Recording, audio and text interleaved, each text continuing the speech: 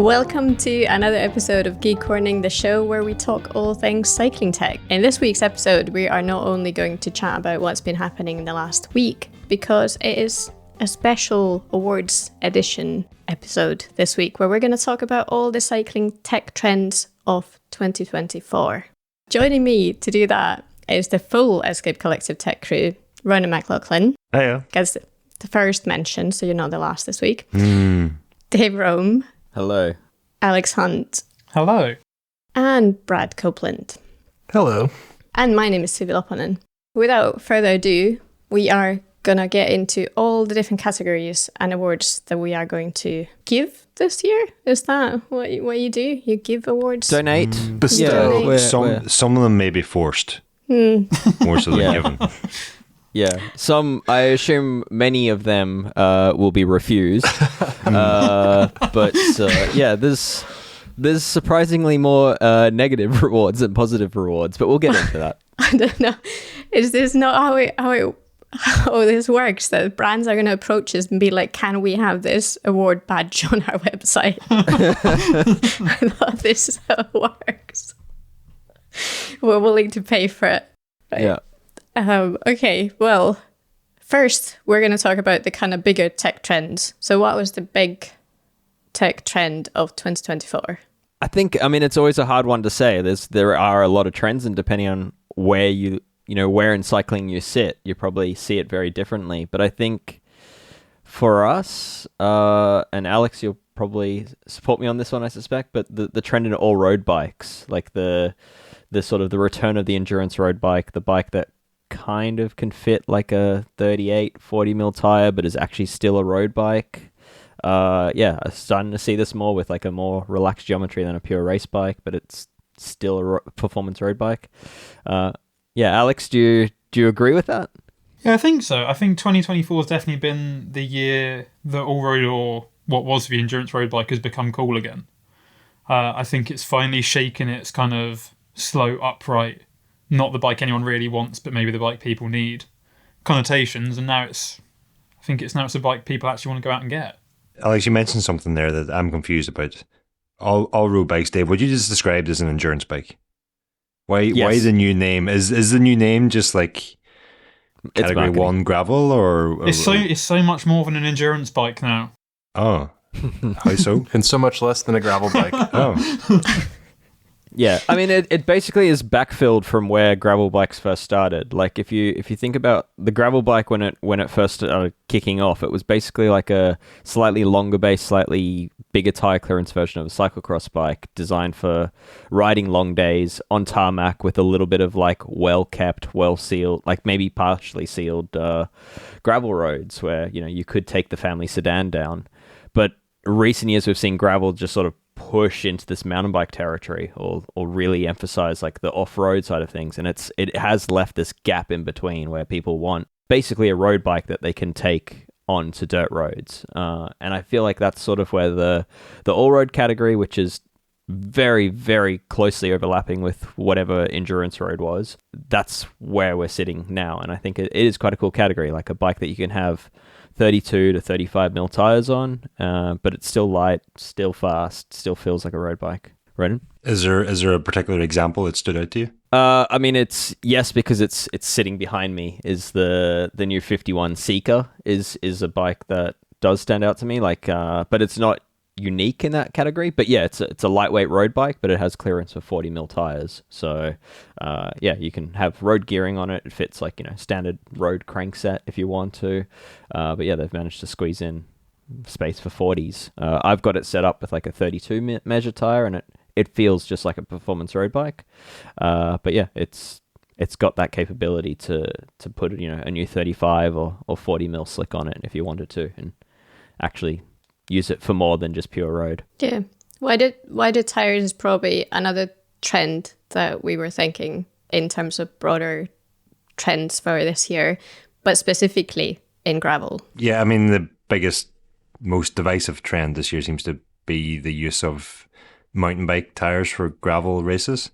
And I think one or two people in particular are, I don't know whether to say to blame or to be credited for this trend, but either way, it's coming out of America. I think it's highly dependent on what type of gravel you're riding on and the course, but it's definitely been a trend this year. Yeah.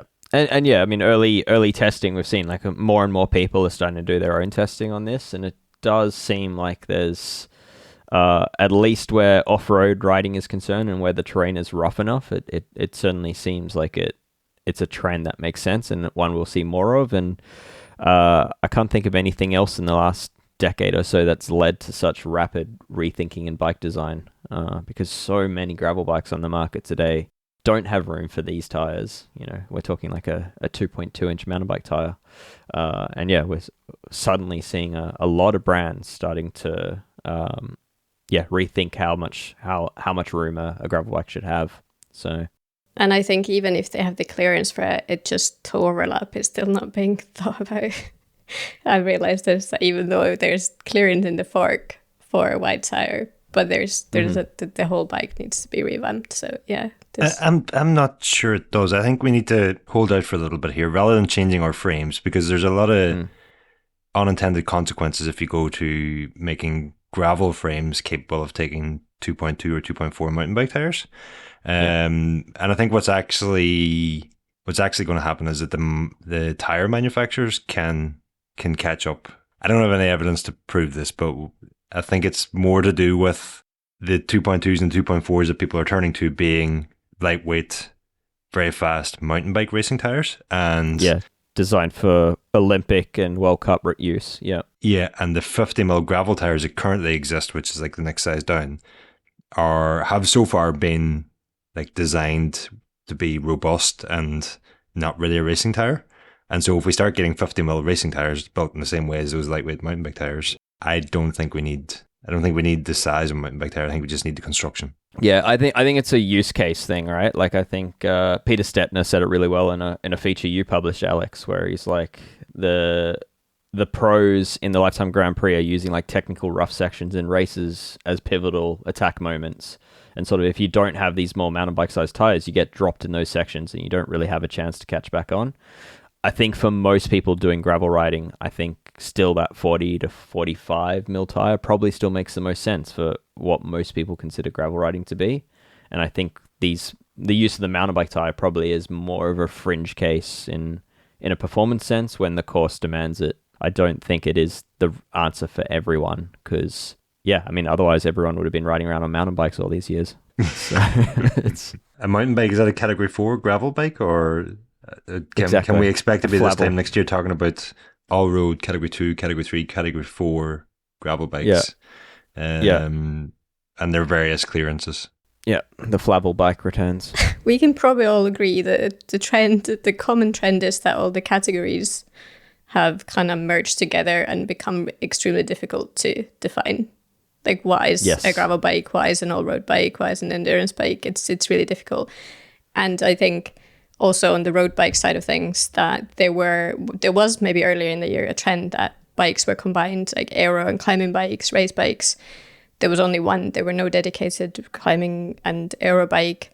But then until pretty much this last month of the year, we've seen the trend go the other way where there's now aero bikes coming out. So it's, who knows what's going to happen in 2025. Yeah, a very brief trend. I think looking forward to 2025, the trend I kind of see continuing is that of versatility. Like you look at race bikes, all-road bikes, gravel bikes. The reason everything looks to be merging is things just becoming more versatile, which I think ultimately benefits the consumer. Like if you've got a bike that you can ride in more ways on more different terrain, it's just going to be a better time for you. Yeah. Unless you have so much purchase anxiety that you just end up unable to get yourself a new bike. But yeah, Brad. Oh, I was going to say my sort of trend that and we're kind of landing on it now for the year was converting mountain bikes into gravel bikes and gravel bikes into mountain bikes. And it's kind of what we're talking about. But you know, to Alex's point, some of the new technology, and this is I think a good thing. Particularly like transmission component axis transmission components being used on gravel bikes from the mountain bike side. You know, in some cases that's definitely an appropriate choice, and it's nice to have that option. You know, suspension products are becoming more and more prevalent on the gravel side.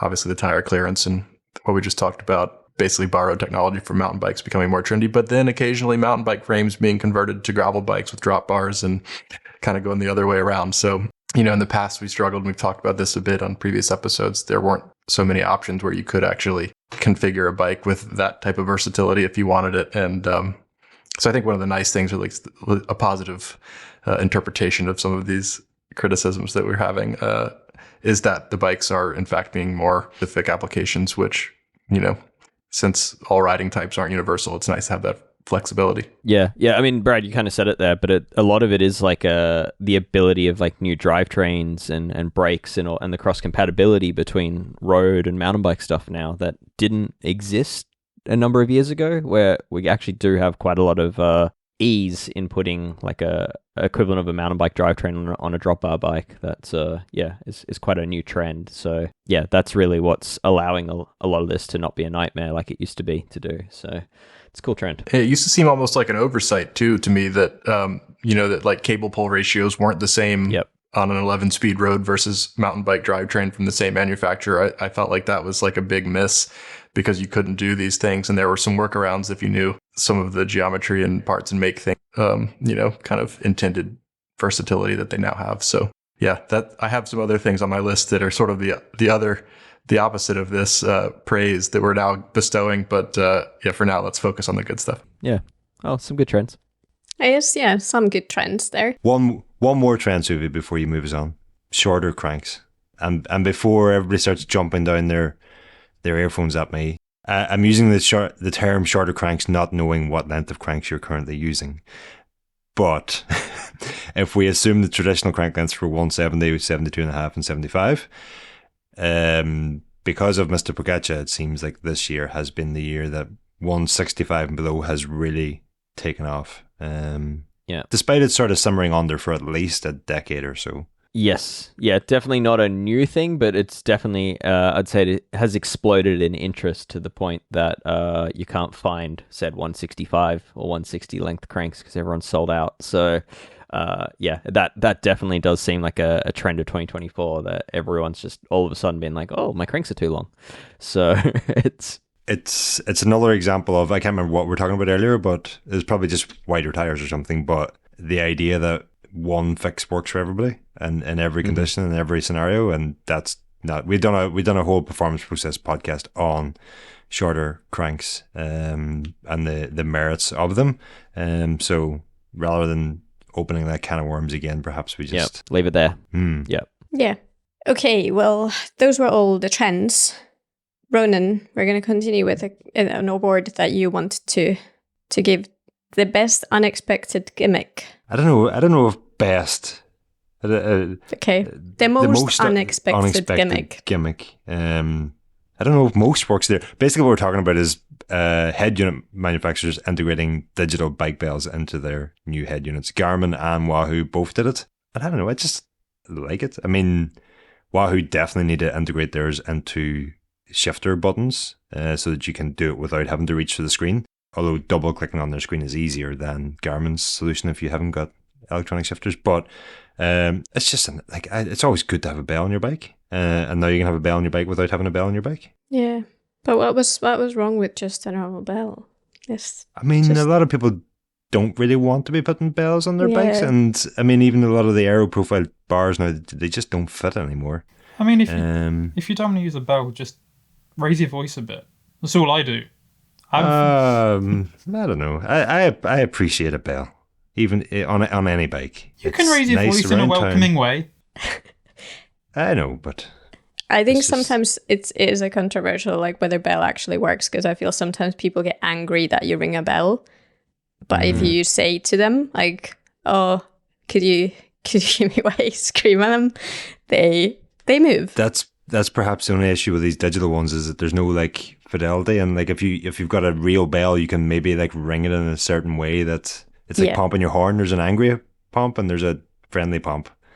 You can't really do that if you haven't got. Where I am in Australia, I'm in the state of New South Wales, and there is actually a law that requires you to have a bell fitted to your bicycle, and they do fine for it.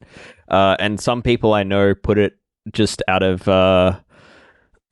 spite. They'd put the bell on their bicycle hub, So you can point and like, oh, I've got a bell on the bike, which is funny, but I think the police officer could probably still fine you. So I'm not actually at least sure spend whether the rest of the day looking for something to fine you for. Yeah.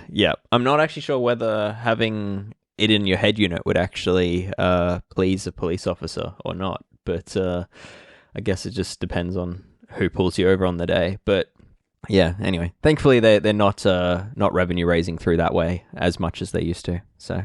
Well, we can continue on a similar tangent if we move to the next category, which is the silliest new product. So whether if digital bike bells. Yeah, it's not bike bells. I don't think this one will surprise anyone, but it's the RAF paragliding, I guess, inspired backpack that fills with air and gives you your body the ultimate aerodynamic shape for cutting through the wind like an absolute asshole. So yeah, I don't know. This is just like the dumbest thing I've seen in a very long time, but it was basically this giant wind sail that you wear as a backpack. Alex? I especially liked in the promo video for it how when they were demonstrating the benefit it provided, the rider with the backpack on was on a road bike and the guy next to him was on a gravel bike. Yeah.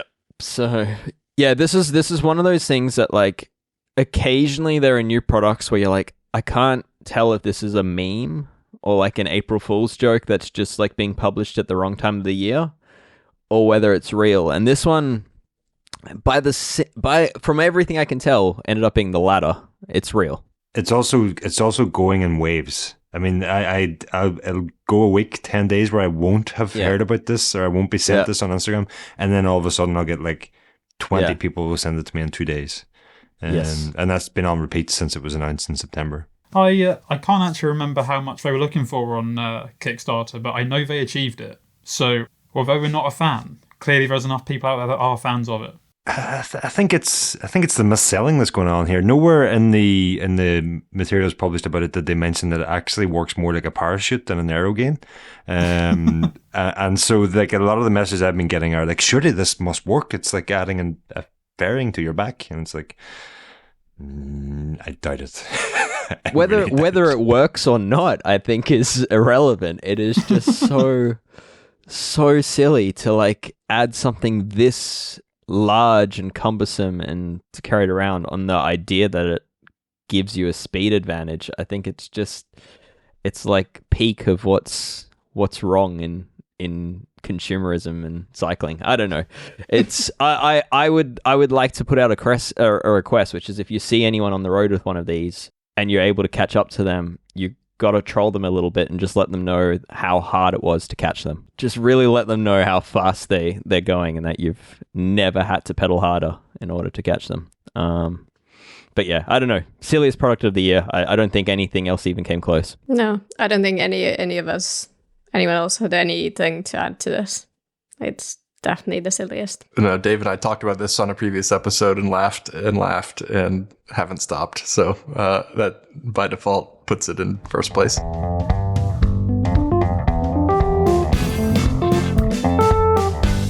Well, there were loads of other products as well that evoked a lot of thoughts in us. We're going to start with Dave's suggestion for this category. Yeah, so I mean, this is the thought-invoking, the most nuanced / the potentially equally bad new product award.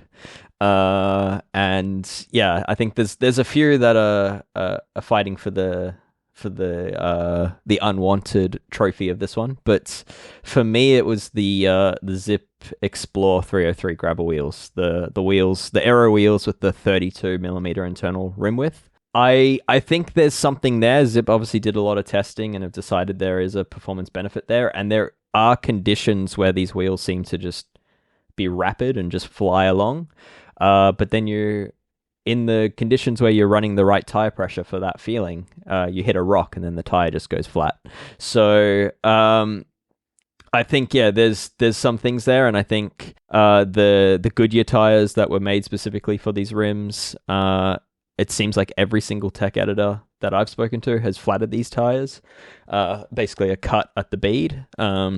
And yeah, I would assume the only way to fix that is to increase the sidewall thickness on these tires, which would then add rolling resistance and weight, which is not what you want for a performance product. So, yeah. Anyway, a lot of nuance in this one, Ren. I was just going to ask you if you thought that was a tire or a rim issue, rim width or tire issue. I think it's both. I think the ultra wide rim is basically putting the tire sidewall in a more vulnerable place than it ever has been before, because it's basically giving like a straight edge to the sidewall, whereas before you'd have like the tread cap sitting wider than the sidewall, and maybe a little bit of the sidewall more exposed. But this is like really putting like the whole of the sidewall out at the level of the rim and basically at the level of the tread cap. So any rock strikes are basically making your sidewall much more vulnerable. And then add on top of that, you've got pretty low pressures, which feels great, but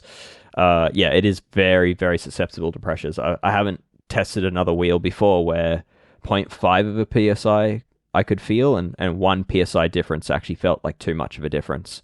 Like it would go with a 1 PSI window, you'd go from like feeling like you're sort of bouncing on the trail to then feeling the rim on impact. So yeah, very, very nuanced wheel and product this. And then to add to all of that, they completely ignored ETRTO standards with it. So yeah, I mean they basically gone completely way out of guidelines. They ignored ETRTO ISO standards, but they made up their own. So is that not okay? Mm-hmm. Yep. So yeah, I mean just more market confusion and a wheel that seems great in a very, very narrow use. This is why I'm giving it my most nuanced / thought-invoking / potentially bad new product award. Is that the most nuanced, most thought-requiring category naming you had to come up with for the awards? I didn't know what to call it. I guess we could have... Yeah, I mean, there's emojis that would work, but emojis don't really work. You know, the shrug emoji would probably work, but it doesn't work so well on a podcast, so we had to, yeah. One last thing on those rims, there was one photo from your review, Dave, that just, every time I hear those rims, just jumps into my mind. And that is, I can't remember which rim you'd use in comparison, but it had a 25mm inner rim width, and you had set the entire rim inside. Yeah, it was Zipp's own 353 Firecrest, like the existing one, would fit. Which yeah, admittedly is a road rim, but as wide a road rim as you're going to find. A road rim, but until recently, Zipp was marketing it. That 303 was being marketed as a gravel wheel as well, and it's what Zipp's Gravel Pros are racing on. And yeah, you could fit the entire external width of that rim inside of this new gravel rim. So.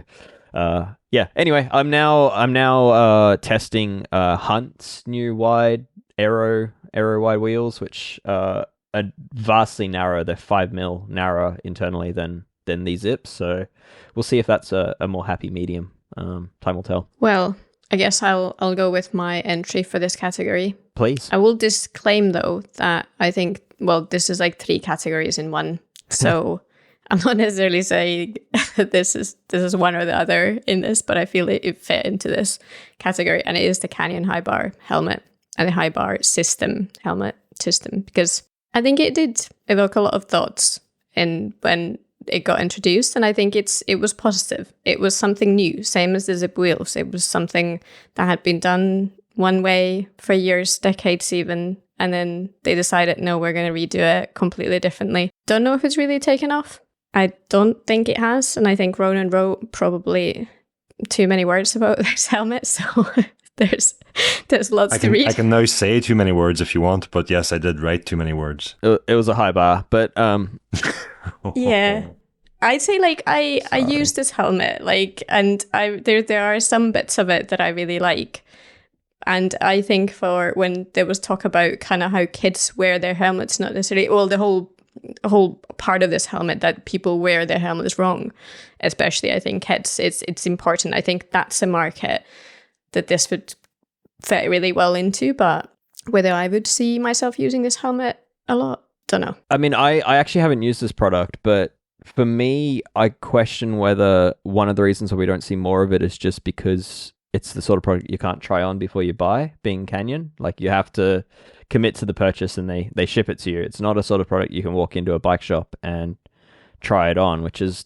sort of, I think, what's helped, say, Specialized on Trek or Bontrager and Giro and all these other brands traditionally get so many customers is that they could walk into the local bike shop, try it on before they purchase it, and then they'd see other cyclists in their area wearing the thing. That's not something Canyon can offer, but maybe that's just a very small part of it.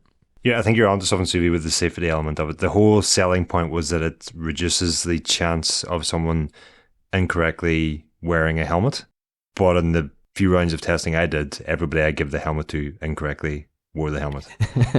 And so it's like anything you have to start explaining. If you have to start explaining something that's supposed to make something easier, I think that's when you've lost. But I think Canyon were, or I don't think I know Canyon were just the first helmet manufacturer or helmet brand to start using Highbar. They had some sort of exclusivity, I think, for the first year or something. So around about 6 months from now, we'll start finding out if other manufacturers start adopting it. And then will we see more of them? But what I do also know is that apparently there are other new systems on the way from other helmet manufacturers. No doubt. That tackle the same problem in a different way.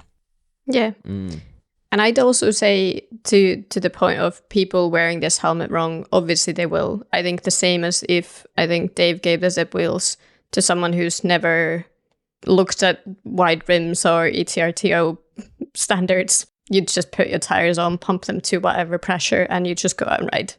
It's kind of one of those, like, you've not got used to it, you've not been told about it, you don't know how to use it. But that was kind of the thing about the Highbar, was that if you haven't been told, you haven't been explained, you haven't been shown, it's supposed to eliminate the risk of getting it wrong, and it just doesn't do that. Yeah, I guess so.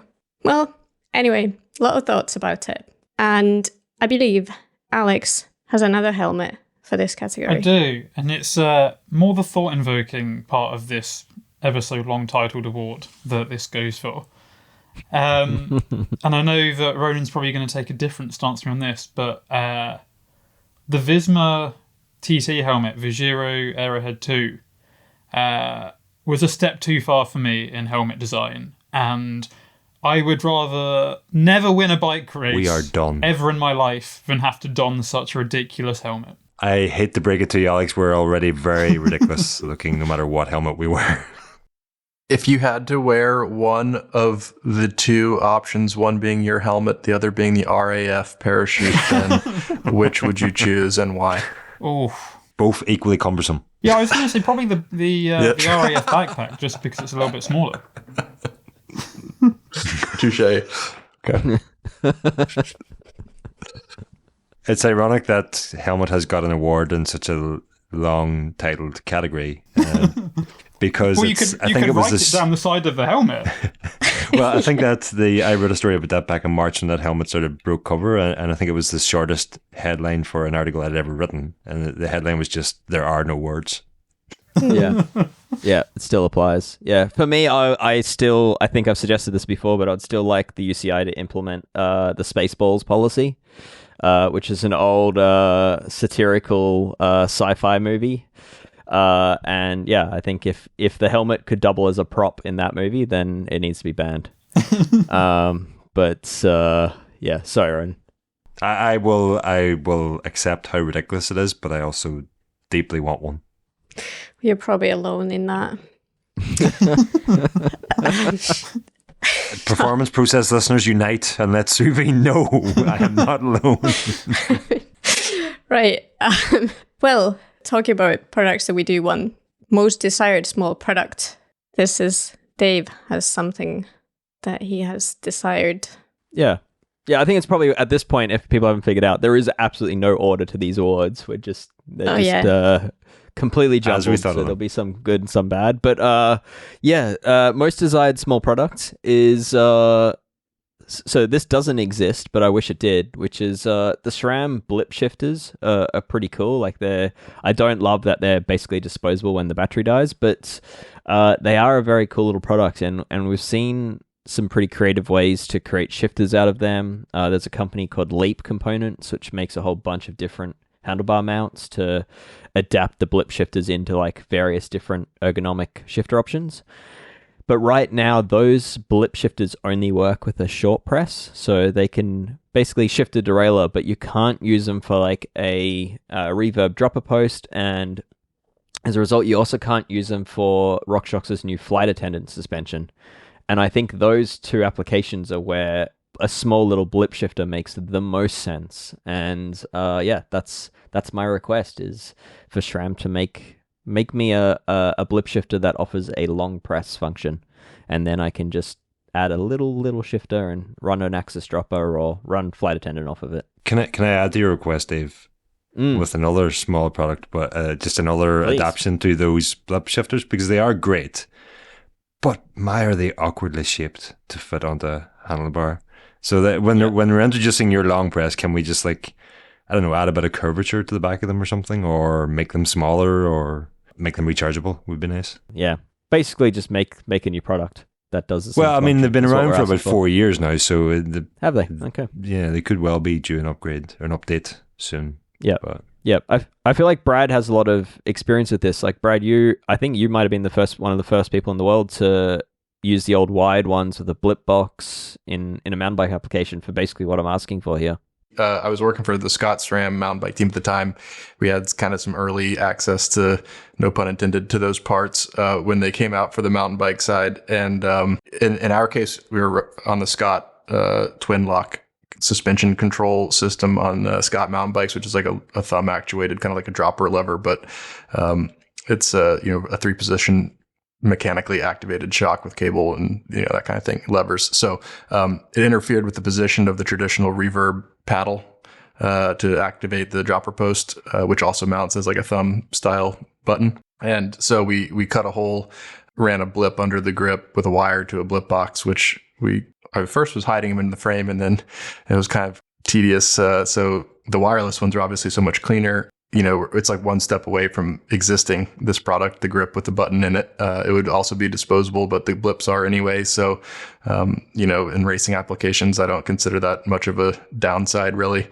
And it would clean things up, to the kind of maximum possible way, where there's literally nothing on the bar, but just maybe a little texture on the grip where you know where to squeeze it or push it. And that would solve all of life's problems, especially, Dave, if it was able to do all the controls that a normal axis shifter can do, where it activates, with other combination of buttons or length of the time you hold a button, and then you can control everything on your bike. So we're close.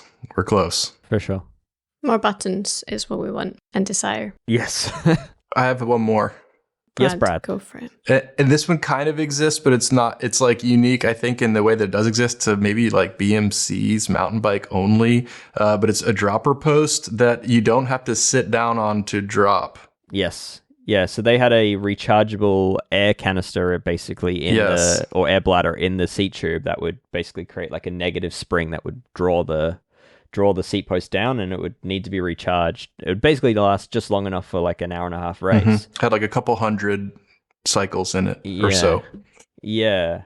I agree. I'm currently writing up a review of a Cannondale Scalpel, and my complaint on that is it has a dropper that requires... It has a long length dropper, but it's a Fox transfer, so you have to... Sorry, the transfer SL, and you have to... It's only 2 positions, so you have to sit all the way down in order to actually use the dropper post. And it is damn fatiguing after like an hour in like a cross-country scenario of squatting 150 mil down just to get your dropper post down.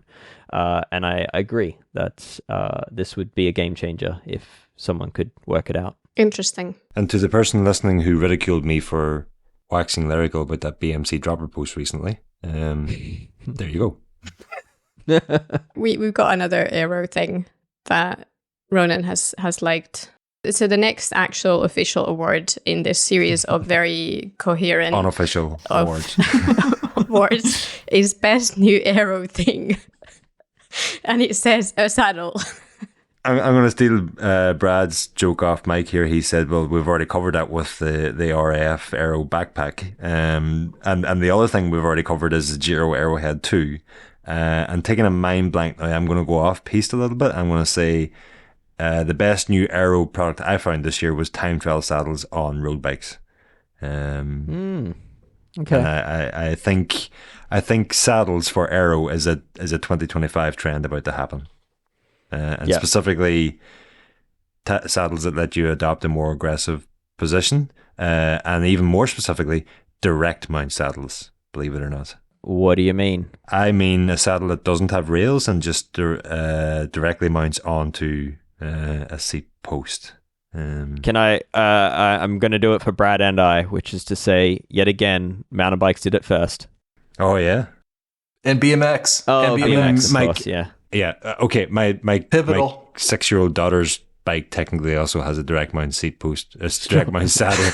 I mean, specifically for aero gains. But yeah, that's I don't think that's exactly where we're planning to go with that award, and we haven't really awarded it there. But just saddles that'll let you get more aero are the biggest aero gain you can get. Look up a 2006 SDG I-beam saddle. Yes.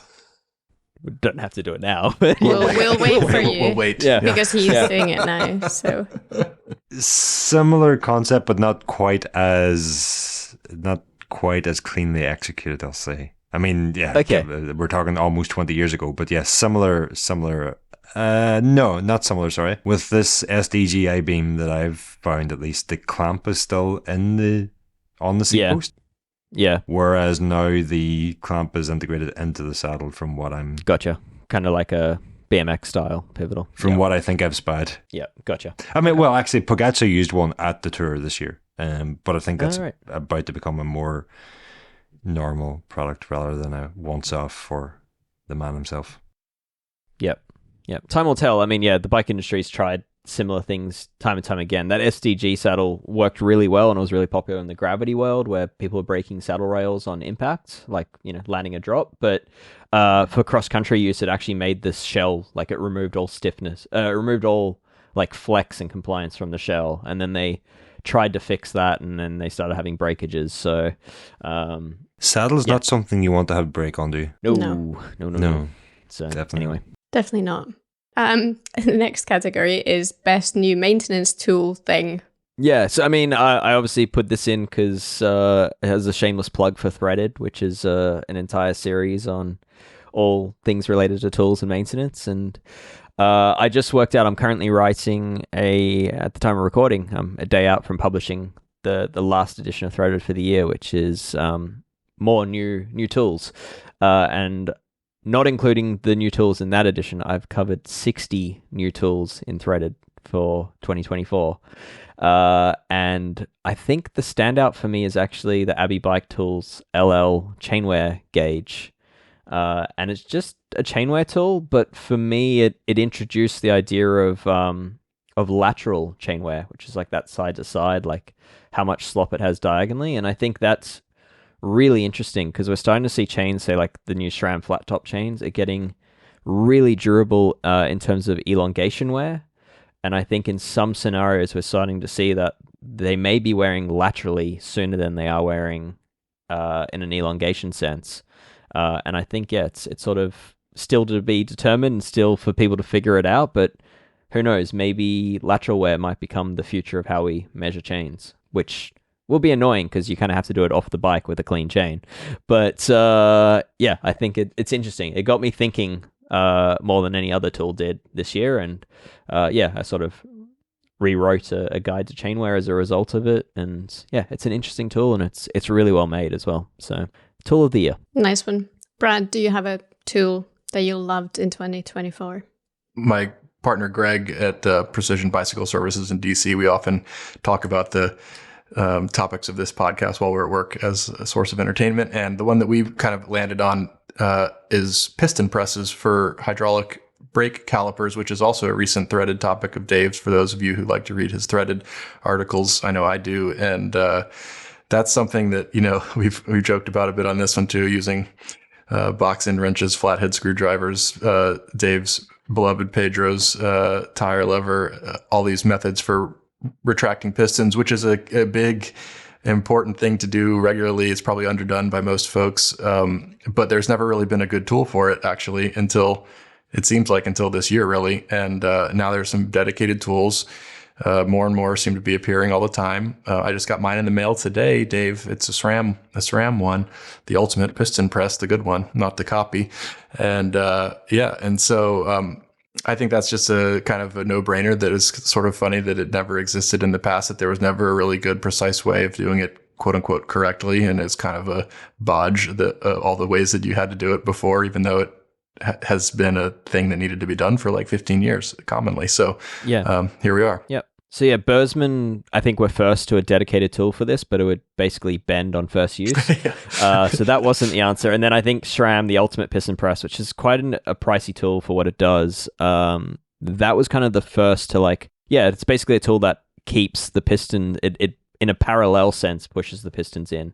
So it just keeps everything square. And since that got released, I think it was released sort of late last year, if I'm not mistaken. There just has been a flood of copies and alternatives, and there's like 3D printed things from member Chris Hirschap, which are like two wedges that slide together. So that is definitely, like, as far as tool trends, I think that's the big emerging one, and it's a helpful thing for people to have because it sort of removes the fear of cracking like a delicate ceramic piston in a Shimano caliper, for example. So I think it's an interesting one to watch, and check out Threaded for more options in that space. Yes.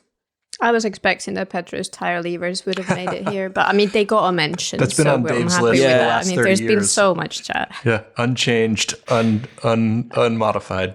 For the next 30 years. I've had that on my list,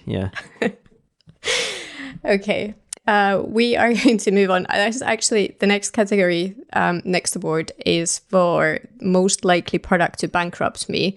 But all this chat about the tools actually made me also think who would be the most likely editor to bankrupt people, because I feel Dave, like, the amount of Instagram posts. I think there's even a hashtag of people buying tools because of there is articles, a hashtag Dave Rowe made me do it, which could be taken out of context. So let's just keep it. Anyway, keep that one on Instagram. But that said, there has been other very expensive products that we've talked about. Alex, I think you had an idea for this category. Yeah, for sure. The product most likely to bankrupt me is the new Scott Addict RC. I feel like in a year where there's been a lot of aero bikes, this has been a refreshing change of pace, and actually having spent some time on it at the launch and more recently in the UK winter, I've loved every minute on the bike. It's been a wonderful thing to ride, and at 5.9 kilos, the weight of the bike is something that definitely is very noticeable in a good way. Ronan's shaking his head here, but for me, like, this is kind of proof, and it fits with like the kind of specialist ethos side of things, which is lightweight bikes are enjoyable to ride. Like, maybe not purely from a performance sense, but they are hell of a fun to ride. To clarify, I was only just shaking my head at how ridiculously lightweight 5.9 kilos is for a bike. All right. Well, I keep thinking Alex rides the same size of bike as me, but he doesn't. But still, no. It was the weight that I was just baffled by. Yeah. I mean, it wasn't. It was like 2-3 years ago that we're talking about how hard it was to get a disc brake road bike to 6.8 kilos, and that the UCI limit might be kind of redundant now because very few pros were having bikes near the weight limit. But here we are, like an entire kilogram less is no small feat. Definitely, no. And it is a lovely bike to ride. And the bike that both me and Alex, the model that we're both testing is, what is it, £12,700? Yeah, I believe so. Yep. Which I can confirm would bankrupt me. Yeah, I can relate to that. So, it's nice to have for a couple of months.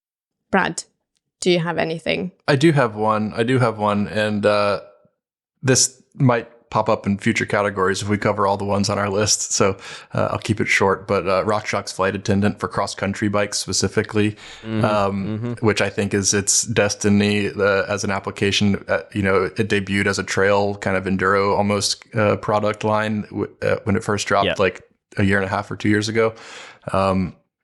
Which, is fine, but it kind of missed the point, in my opinion, a little bit, because I don't think people really want, I don't know, it seems like the wrong category. But for cross country, and the fact that it works incredibly well and it costs a fortune is the reason why this is a product that will bankrupt me should I choose to pull the trigger. So and speaking of like product developments, like we mentioned how like wider tires in gravel are potentially going to change gravel bike design, whether for the best or not.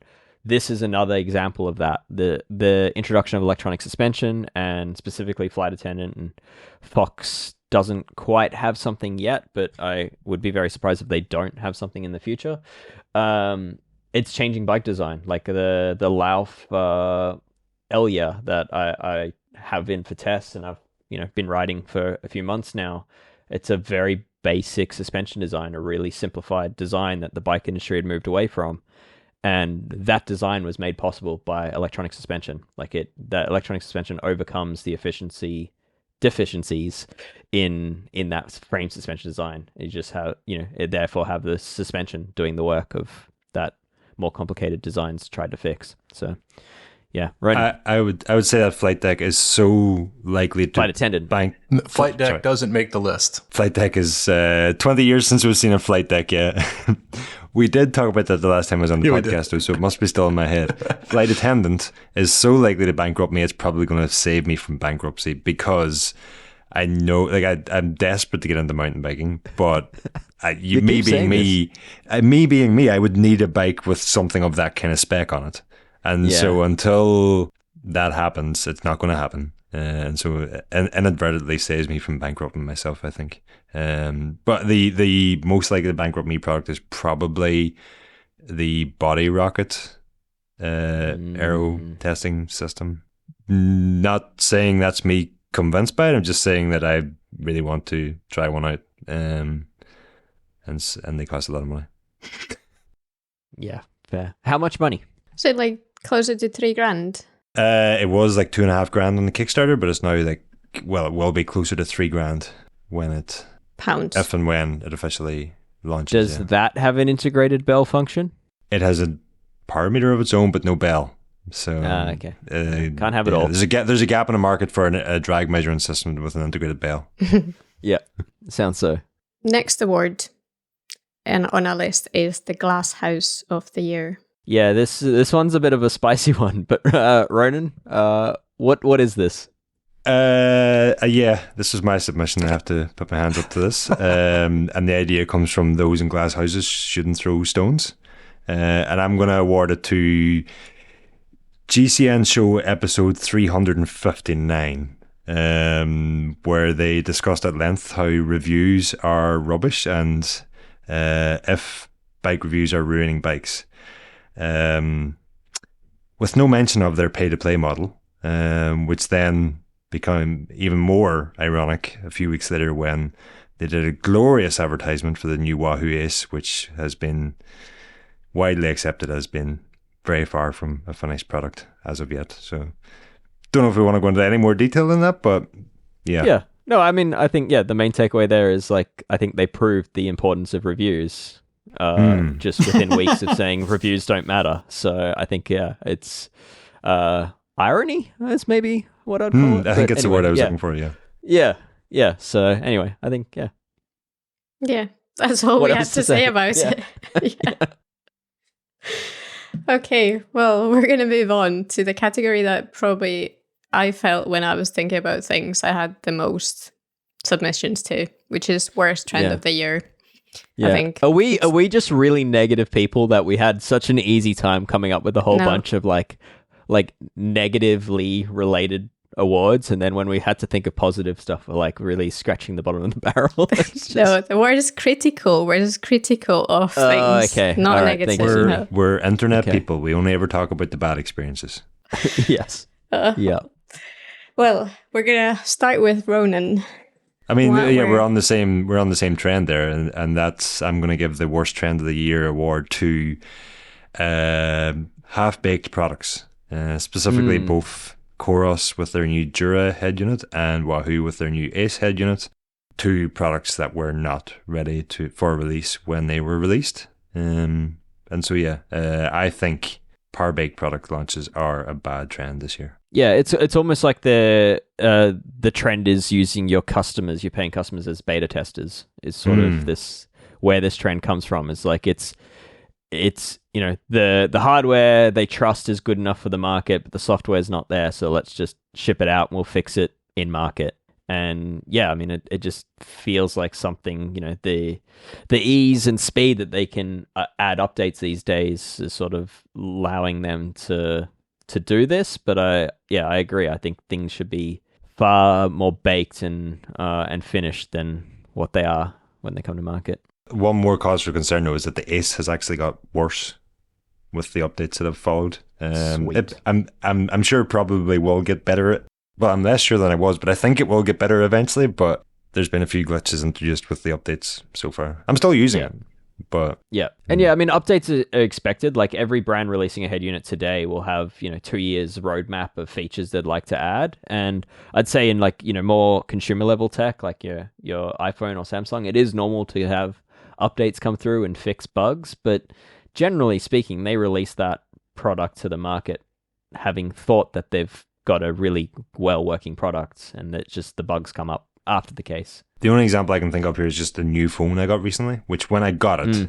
was it did all the functions that I wanted from it. Yes. It worked better than the phone I previously had.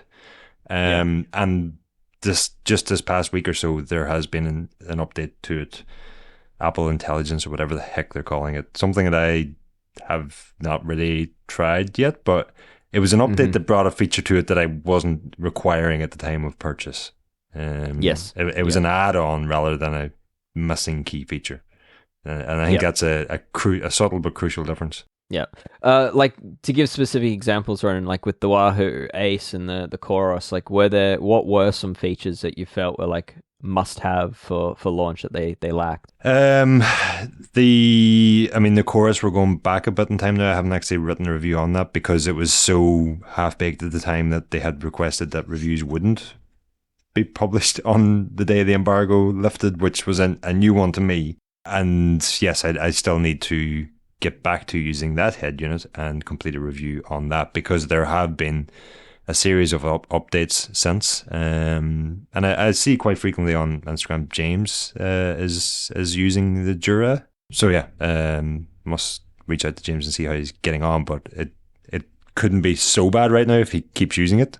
But with the Ace, just simple things that the previous Wahoo head units already did, like by no means a key feature, but Strava Live segments had been pretty well polished and done previously, and just wasn't there on the new feature, on the new Ace.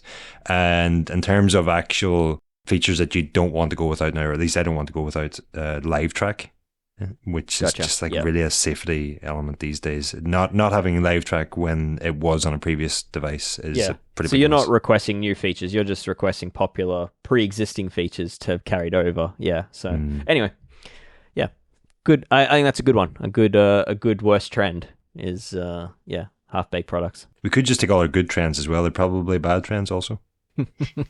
Everything sucks. No, sorry. Wait, go on. Sorry, Subi, back to you. Well, my submissions to this category were product leaks, which this isn't necessarily the worst trend of the year, but this is probably linked to slightly, especially to the Wahoo Ace. It's something that has happened in previous years, obviously, as well, products leak. But I somehow feel this is a personal experience that this year there's just been many, many products and bikes that have leaked, maybe whether it's been intentional or whether it's not been. It just feels sometimes that the actual launch date comes and the press release lands in my email, and I'm like, but what are you telling about this bike that has been on White Weenies for I don't know, 2 months? Yeah. It's Yeah.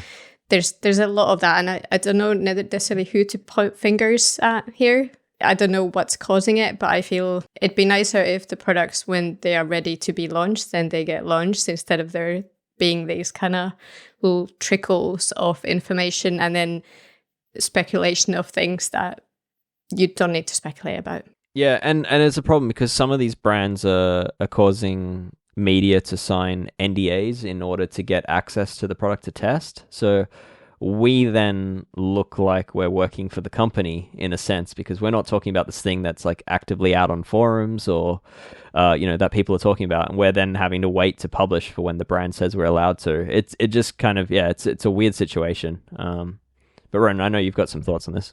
The leaks is a funny one. I'm okay with I think the issue stems from intentional leaks, and intentional leaks. Like sometimes, let's face it, the Wahoo Ace leak did seem like an intentional leak. Those ones just don't. I don't.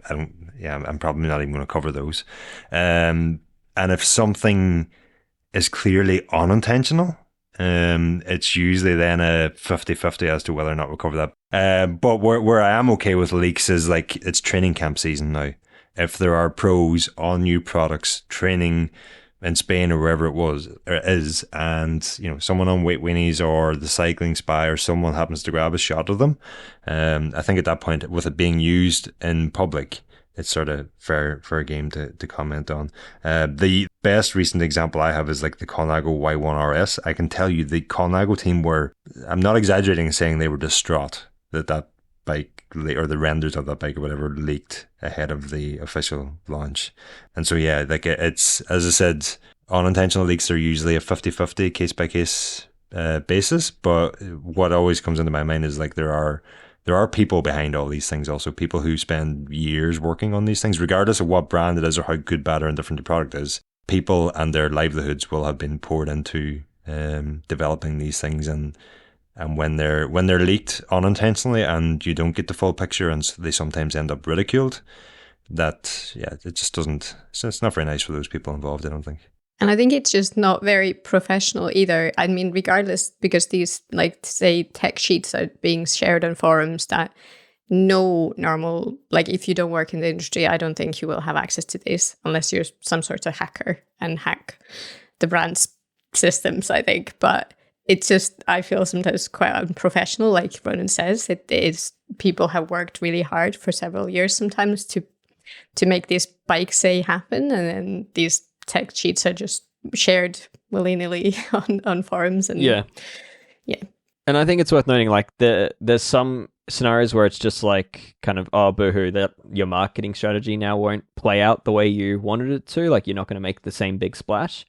But then there are other scenarios, like when a drivetrain gets leaked 6 months, 9 months, 12 months ahead of schedule, that actually has a legitimate impact on the livelihoods of people, like sort of what Ronan touched on, which is at that point, there are thousands of bike shops around the world that have invested in stock that is now devalued or can't be moved because the customer that was likely to buy that is now aware of the next thing that's a year away or whatever, and they're just going to hold out. And I guess the flip side of that, though, Dave, is like for the customer. Yeah, sure. They then know what's coming. Well, you're protecting, by us sharing that news, we're then protecting their investment, and that they're not going to buy a product that will be superseded within a year or whatever.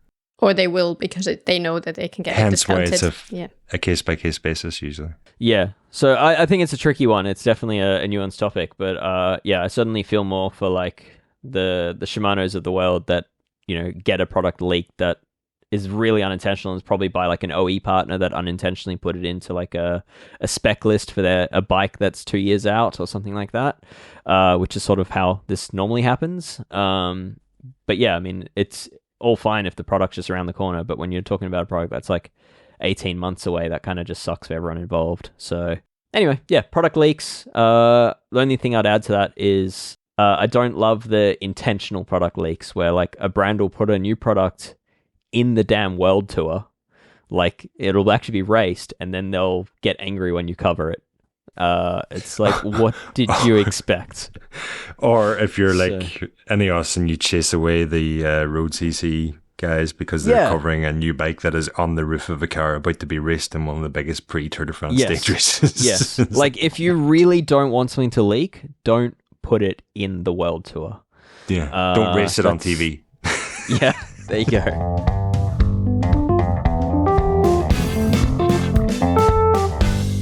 Okay, so Ronan, I have an entry for the It's About Time They Fixed It 2024 award, and that is the new Pinarello Dogma F, which unfortunately I only had a chance to ride for like I think maybe 90 minutes or something, an hour, between an hour and 2 hours. But I knew enough. I didn't know enough from that single ride to be able to like write a review or whatever. I covered it in the podcast at the time, in the Tour de France gallery at the time. But I did pick up enough from that ride to know that it was an iteration of the previous Dogma F that we maybe should have had 3 years earlier when the original Dogma F was launched, and hence why I'm giving it the It's About Time award, or They Fixed It award. What did they fix, Brendan? They just I got to go out on a pretty nice route up the Monte Grappa climb in Italy, and then down the descent on the other side, and just throughout the ride it just impressed me. They went most of the way to addressing the steering geometry issues I had with the previous version, in that they reduced the trail, and they actually introduced a fork that apparently the pros have had previously but was never available to the paying public.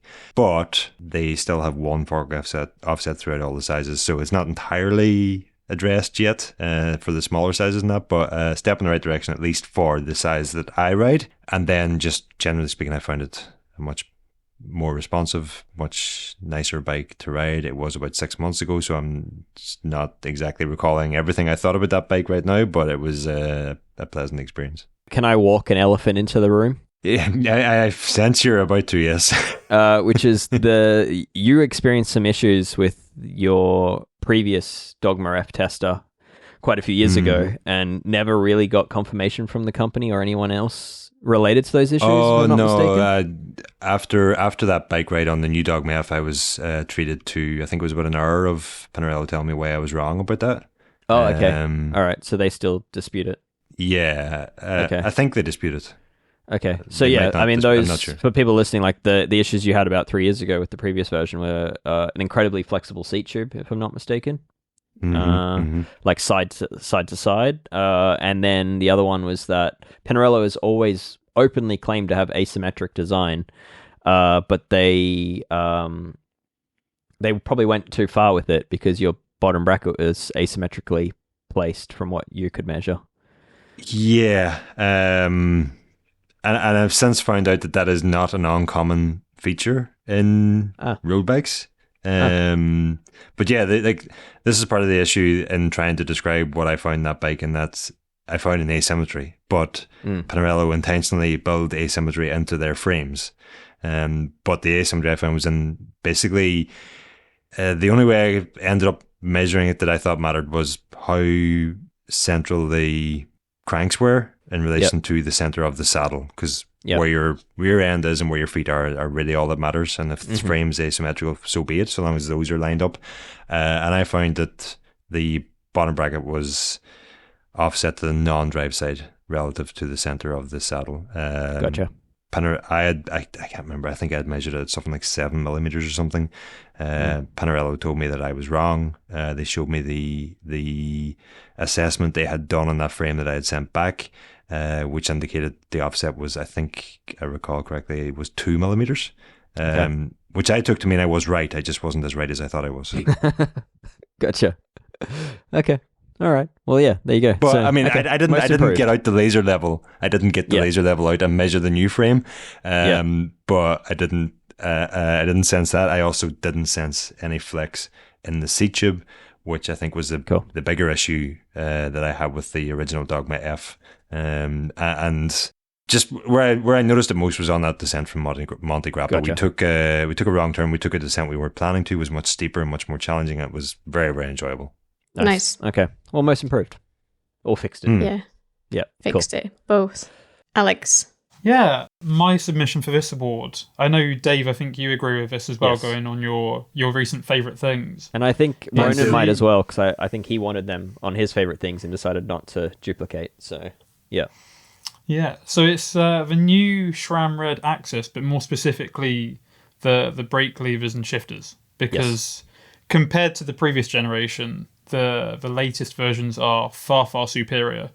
And I think now bring the braking experience in line with a group set that, retails for the best part of £4,000. Hands down my favourite levers now. Yes. Without a shadow of a doubt. Yeah. If they were shorter, it would be nice. I did not realise how long they are. They are. They're really long, yeah. They added 5 mil from the current force shape. So yeah, you sort of have to account for that in your stem or handlebar length. But and yeah, maybe so you'd have smaller hands than us. So I don't know how that how you found that. I think they put a lot of effort into like fixing like the old pinching of the fingers behind the brake levers, which I don't know if you're still experiencing, but the performance is good, but it just, even just aesthetically, I hate when the shifter, because I can't usually get a really long stem on my bike. So I have a short stem and a massive shifter. That's still SRAM Red can get the award. Exactly. Yeah, okay. Alex. As much as I have put it in the Fix It in 2024 award category, I do feel like there is a little bit of room for improvement still with the auxiliary buttons. For me, I find them a little bit. You've got to be quite precise with them. Yeah. I found myself, especially on the Addict I'm riding at the minute, a couple of times when I've gone to use it to shift, I've had to have a bit of a fundle around to actually find where the button actuates. Yep. So yeah, and like I think there's positives to making it slightly harder to shift in that you don't accidentally push it, but there is probably a happier medium between the two.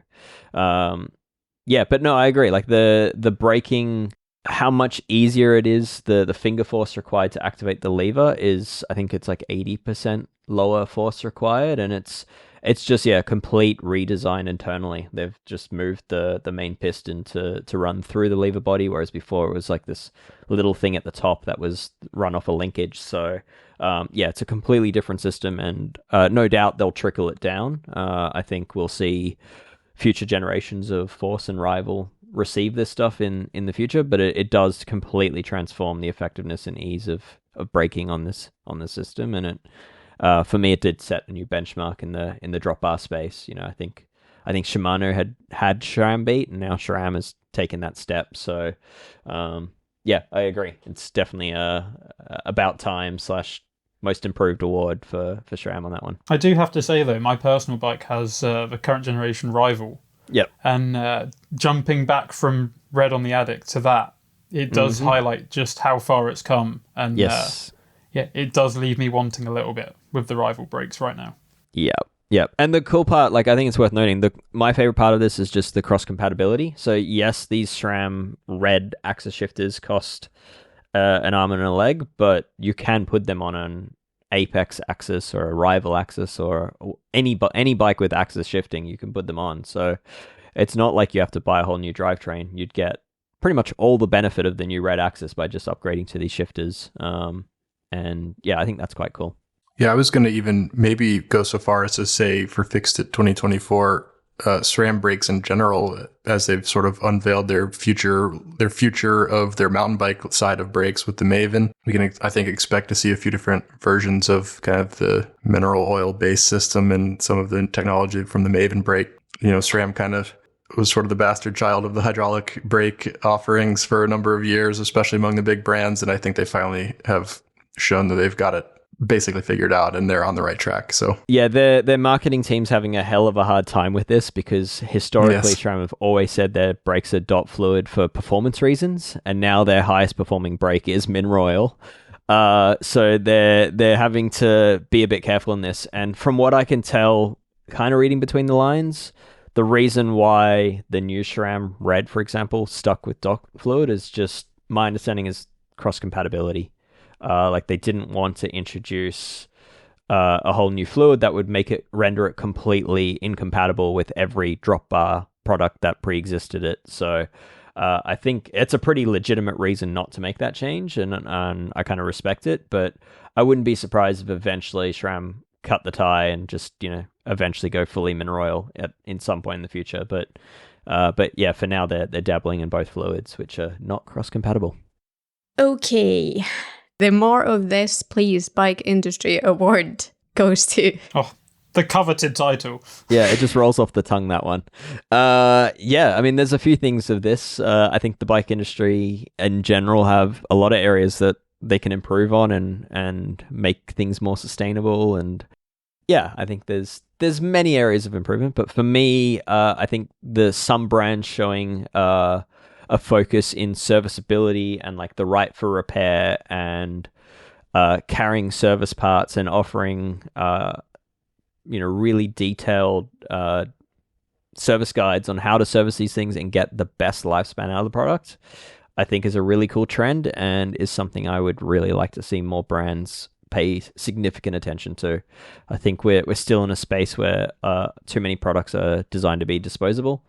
And yes, it's hypocritical given I previously, in this very episode, asked for a blip shifter. But it's, yeah, I think it's a trend we're starting to see, and I think it's something that I'd love to see more of. So more of this, please. Bike Industry Award to serviceability. Fully agree with that. So did you have one? I do have one as well, and I think Brad has one. I'm going to go with mine to break this because I feel Brad's might be more tech-related than mine is. Mine's vaguely tech-related because it's something I've thought about a lot this year again, which is just kind of brands including more kind of equal representation in their kind of marketing materials, in their product design. Like, there's a lot more women. Like, I think the Mondraker Arid most recently, I think it was just great to see actually the main kind of material shared about that bike had a woman riding the bike. It was amazing. And there's been more of that from brands. Yeah. So I'd like to see that stay the same or get better, just because it does matter. Like, if we are only sent pictures of certain riders on the bikes, we can't really share more than that. Yeah. Yeah, I would extend that to the product itself, which is it still feels to me like a lot of brands aren't paying really close attention to their smaller sizes, or in some cases aren't even doing the smaller sizes. Like, I can think of a few brands of bikes that I reviewed recently, Suvi, that they probably don't do one in your size. So I think that is another area that it'd be good to see some more attention given. Like, yeah, making sure that those bikes handle as well as they can, that they fit bottles like the larger sizes can. Yeah, I think there's room for improvement still. So, anyway. It's a big one. Brad? As a mechanic in shops, I was always kind of stunned. Like, you'd build a new bike out of a box, and the amount of like trash that is generated from one bike build is extraordinary. And I feel like we're starting to see packaging that's recyclable and more thoughtful, less bulky, less plastics. I know we talked recently about tire recycling programs that now exist among bike brands, or at least shop affiliated bike brands, where you can drop off one and the brand kind of has some relationships that facilitate recycling more.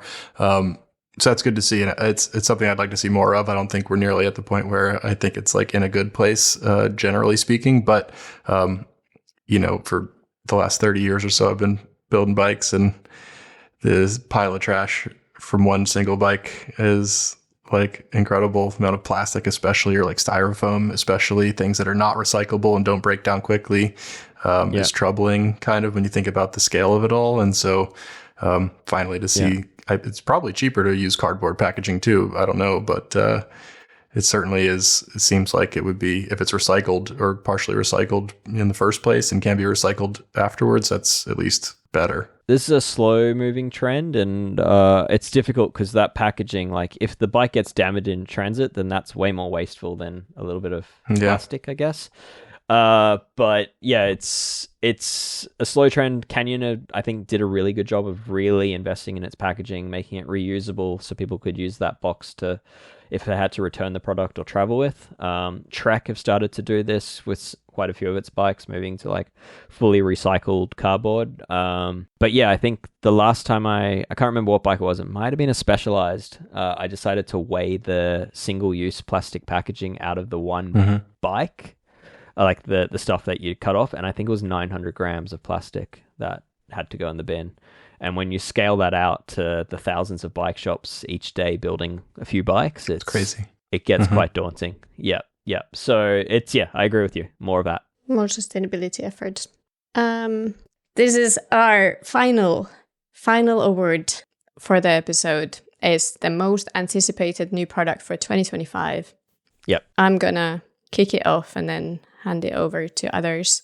Mine is Shimano GRX 825 Di2 1x. Proper mouthful. But yeah, a 1x Di2 GRX. And if I may add to that, I also would like to see a 165 crank option to come into this, to the top tier offerings. crazy that Shimano doesn't do a 165 length crank in GRX, if I'm not mistaken. At least I've asked the this top level. Yeah, it's Yeah. bonkers that doesn't already exist. But no, that is a very good, most anticipated product. It's not even a Could prediction. maybe- We know it's coming. Yeah. Yeah. I feel like in 2025 that's going to get the award for the about damn time product. Yes. Yes. Yeah. Well, actually, going back, this is Dave. I listened to last year's episode, and GRX Di2 was what you said is your 2024. Yes. So there's a continuation here. I just want to keep it going. In my defense, my understanding is it was meant to be a 2024 release. It just got delayed. So yeah, it's my understanding of it is that there's I don't know when the GRX is coming out. There is a widely rumored XTR finally Di2, which has been missing from the lineup for a very long time. I think that might be my most anticipated new product. I don't believe it's going to be a game changer, but it's going to probably be exactly what people want and nothing more. But the other one I would add to that list is SRAM mechanical T-type derailleurs. So this one has been seen out and about. It's definitely they're working on it. I don't even know if it's official or not. Maybe it's just a prototype that's been seen, but it's the idea of like the current transmission axis shifting, but mechanical. And yeah, I think that one is very interesting. It would be more price driven, but the ability to ditch the derailleur hanger and have this really solid mechanical system, I think would appeal to a lot of people and offer some benefit, because mechanical 12-speed shifting is finicky. And so if you can make the derailleur more robust and less likely to go out of alignment, I think that's going to help make mechanical 12-speed shifting more sensible. You know, the road side of the Di2 has always been exceptional. I feel like the mountain bike side has somehow not been, and has been sort of like a afterthought, it seems like, in some ways. And I'm hopeful that we see some true innovations. I'm hopeful, Dave, that you're wrong, that it is a little bit more than what it has to be, and that it's something that maybe we didn't think of yet, or surprises us by how thoughtful a feature might be, or, you know, whether that's with regenerative charging or something like that, where we've seen some stuff. You're shaking your head. I can see you over there. I know. But they need to do something like that, and I really hope that they will, and that's why I'm anticipating it, and I hope it's not my biggest letdown for 2025. So we'll see. There's a lot of near infinite potential for them to really knock this one out of the park, but we're going to have to wait and see. I don't want to spoil anticipation for you, Brad, but electronic shifting is just a different way to do the same job as mechanical shifting. But but they've been doing the same mechanical shifting for like 6 or 7 years now, or something like that. I mean, they haven't even revised that side of the mountain bike changed for, I'm just saying. Yeah, I think if you look at where like XX1 or XO1 was when XTR came out and how far that's come, it's crazy that group set's remained unchanged for this amount of time. I completely agree with you. Yeah, it's we're 3 generations of SRAM since then, and XTR is unchanged. And I mean, the good news is it's good, but the bad news is it's kind of boring, and we've seen it, and it's time for something, I think, maybe a little boundary pushing from Shimano again. Ronan, what do you anticipate? Can I offer a product I'm eagerly anticipating that I have no indication is going to happen, but I feel... Is it an aero helmet? No, it's the return of the Venge, the Revenge, I think it's been coined. Yep. And I feel like makes sense. The time is right. I feel like the time was scheduled, but the time has passed, and now the time is right. Do you think they'll call it the Revenge? I really hope so, but I doubt they will. They really should. Yeah. I cannot see it being called a Revenge, but I really hope they do. Yeah, so Specialized's aero road bike, which became more of a general race bike, and then just replaced by the Tarmac, which became basically what the Venge was. I think there is... I agree with you, Ron. There is space in Specialized's lineup, and perhaps market appetite. I don't know, but yeah, for a true full-blown aero bike from Specialized. I would agree with that. So we'll see. We'll see. Alex, do you have anything that you're anticipating? No, not more than the potential XTR. Yeah, I think it's a long time coming. That's the one for me. Yeah, the other one I would add, I've already had two, so now I'm being greedy, but Fox's answer to RockShox's Flight Attendant. So Fox did just come out with its live valve, but it's just a rear shock. And it looks kind of cool, looks kind of promising, but not having it on the fork isn't an answer to cross-country racing. So it'll be interesting to see what they have there, because I have very little doubt that they're cooking up something. But yeah, it'd be cool to see what they can provide for front and rear wireless electronic suspension control. So I'm keen for that, because the rear shock stuff looks really promising, just a bit more limited in what it can do. Excellent. We are going to check on these, I don't know, our wishes next year, I assume. Yes, predictions. Revisit them. Are they predictions? I guess they're anticipated, yeah, I don't know.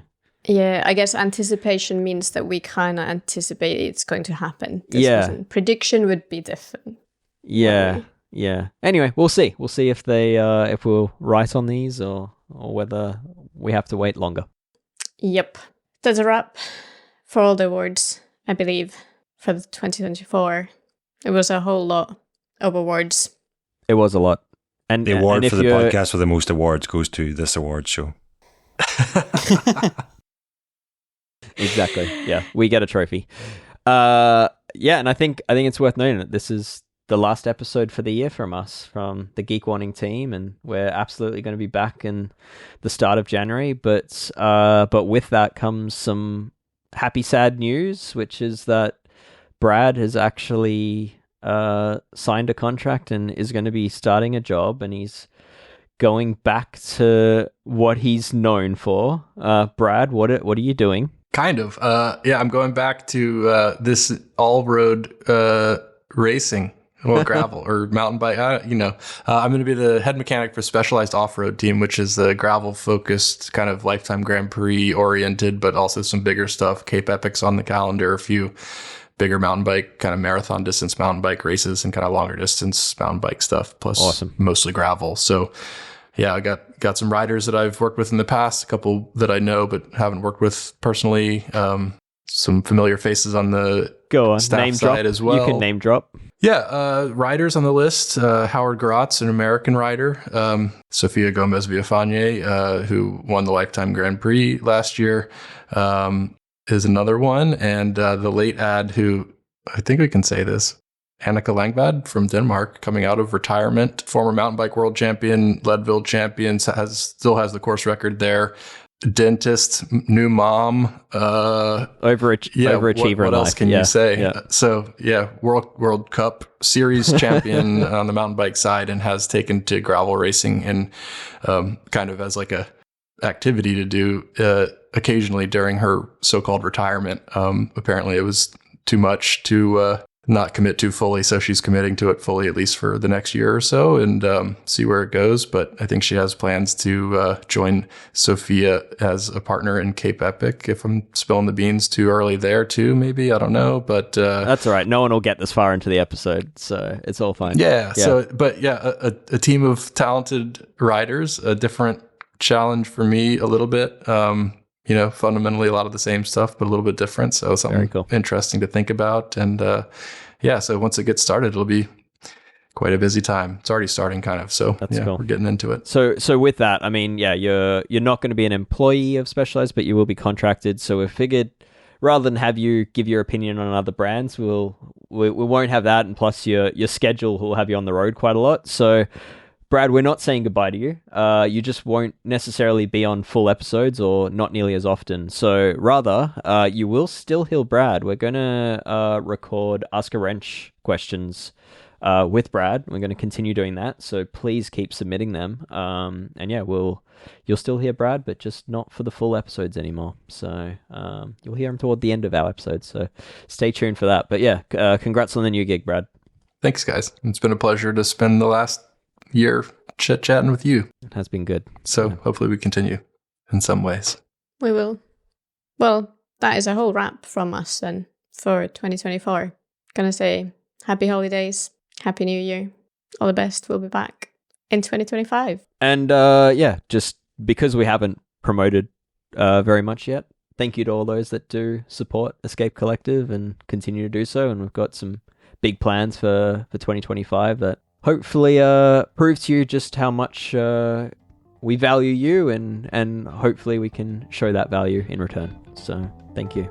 Yeah, thanks for listening, supporting all of it.